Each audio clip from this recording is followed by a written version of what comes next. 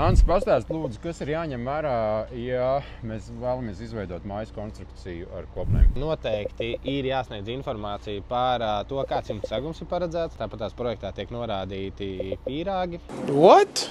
Ar pīrāgu vārdu pīrāgi, es domāju, teiksim, kā pa slāņiem, teiksim, tiks veidot griesti. Tāpat tās kādi slāņi ir paredzēti jumta seguma pusē vai ne. Jumta segums lode, sniegs lodes, teiksim, izriet pēc reģiona. Tāpat tās ir jāņem vērā, vai perspektīvai paredzēti saules paneļi vai nav saules paneļi paredzēti, plānojums, laidumi izrietot no tā.